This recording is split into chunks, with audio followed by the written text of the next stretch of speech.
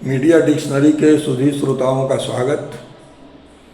आज हम बात करेंगे कि भारत में क्षेत्रवाद बढ़ रहा है या राष्ट्रवाद। क्या इस दोनों में विरोधाभासी है या दोनों एक ही चीज़ के दो सिक्के के दो पहलू हैं।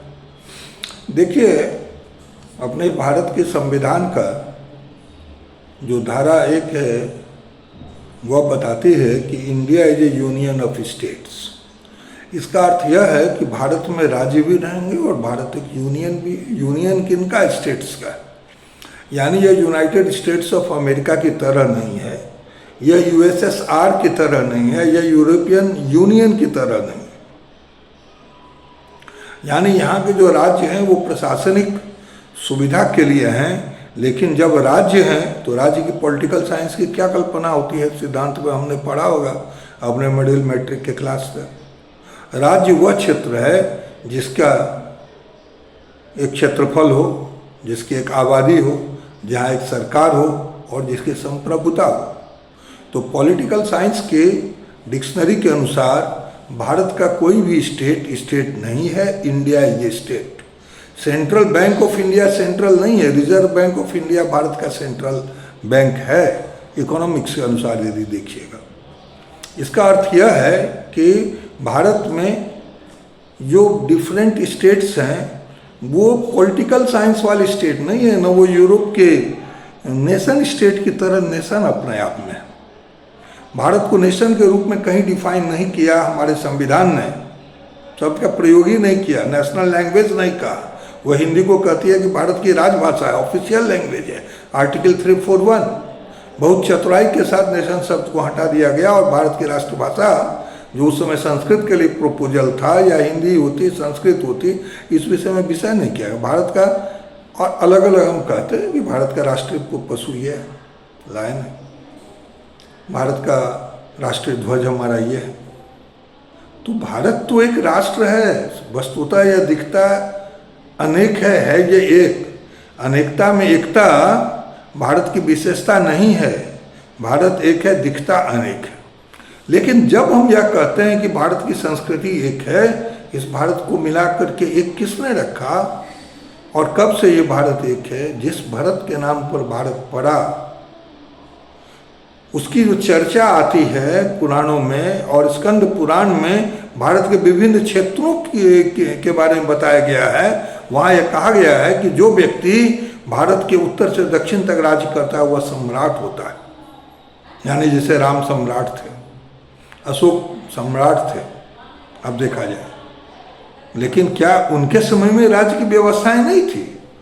बुद्ध के समय में जो पुस्तक उपलब्ध है, महाजनपद उसे कहते हैं, 16 महाजनपद थी, जिसमें विदेह भी था और जिसमें बहुत सारे, वही तो आज के प्रांत हुए जो उस समय अलग अलग देश के रूप में, यानी उनको सॉवरेनिटी थी। आज के दिन में सॉवरेनिटी कहाँ है? भारत सरकार के पास है, हम भारत के लोगों के पास से सॉवरेनिटी है, जो संविधान की प्रस्तावना में कहा गया है। तो निश्चित रूप से एक इतना बड़ा देश जो कभी से रहा था, आज उसका आधा भी विभाजित भारत छोटा होते हुए भी रहा, तो भी यह दुनिया का सबसे बड़ा पॉपुलस देश है। यहाँ राज्यों की तो परिकल्पना होगी, जब राज्यों की परिकल्पना होगी तो हमारे संविधान में यह व्यवस्था है India is A union of states. तो स्टेट और बाद में धारा 2-3 बतलाते हैं कि कैसे प्रांत बनेंगे, एक प्रांत से कैसे अनेक प्रांत बन सकते हैं, अनेक प्रांत से कैसे एक प्रांत बन सकते हैं। यही तो धारा 3 के भीतर में बताया गया है संविधान की धारा में।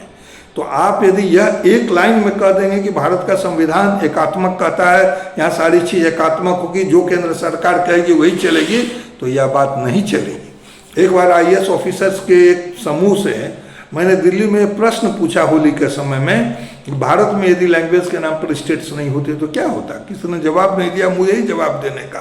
तो मैंने कहा कि वह यूरो स्टेट्स की तरह, यूरोप की तरह हो जाता है बहुत सारा। तो जो राज्य हैं वो राज्य के पास दोनों जो सूचियां हैं, जो समवर्ती सूची भी है दोनों के लिए, लेकिन केंद्र सरकार को यह चाहिए कि समवर्ती सूची का अनावश्यक प्रयोग नहीं करे। वहाँ जहाँ राज्य का महत्व का चीज़ है, वहाँ केंद्र के पास डिफेंस है, संचार है, इस सब चीज़ के मामले में ठीक है, केंद्र सही है। स्वास्थ्य क्या है, शिक्षा क्या है, कृषि क्या है, इसमें तो राज्य सरकार ही बेहतर और बेटर ये कर सकती है ना, कानून बना सकती है, राज्य की विधायिका है।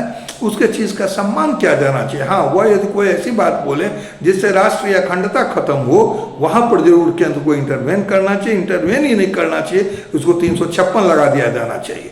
अभी के समय में जो तमिलनाडु के सरकार ने जो सुप्रीम कोर्ट में याचिका लगाई थी, इसके बाद जो समय कम कर दिया गया, जिसके बारे में अलग से हम लोग डिस्कस कर चुके हैं। लेकिन ऐसे मामलों में भी तुरंत निर्णय दे करके राष्ट्रपति को इसका निर्णय देना चाहिए और उसी समय में और उसको निरस्त कर दिया जाना चाहिए इसी चीज़ों को, ऐसे जो कानून है।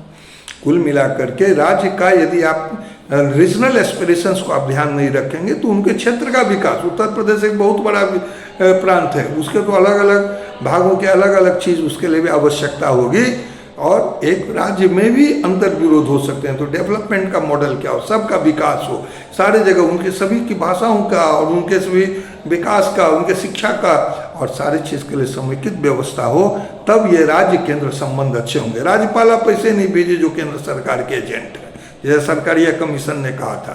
अभी ये भी और बढ़ेगी क्योंकि अब दो दल नहीं है, अनेक दल हैं और एक दल में के भीतर में भी एक व्यक्ति के भीतर केंद्र की सत्ता जब होती है तब रीजनल एस्पिरेशंस लोगों के उठते हैं, वह छोटे छोटे दलों के द्वारा आते हैं। भारत में प्लूरिटी इस तरह की है, वैसे भारत एक है, दिखता अनेक है और हमें यह चाहिए कि राज्य और केंद्र का स्वस्थ संबंध रहे। इसको राष्ट्रवाद हमारा एक है, हम कश्मीर से कन्याकुमारी तक, इंदिरा पॉइंट तक हम एक हैं, लेकिन जो हमारी राज्य सरकारें हैं उनके पास से अधिकांश चीज़ें हो जानी चाहिए। जो थोड़ी बहुत बात है उसके लिए हमारी संसद बात करे, उसके लिए हमारे सुप्रीम कोर्ट बात करे। धन्यवाद।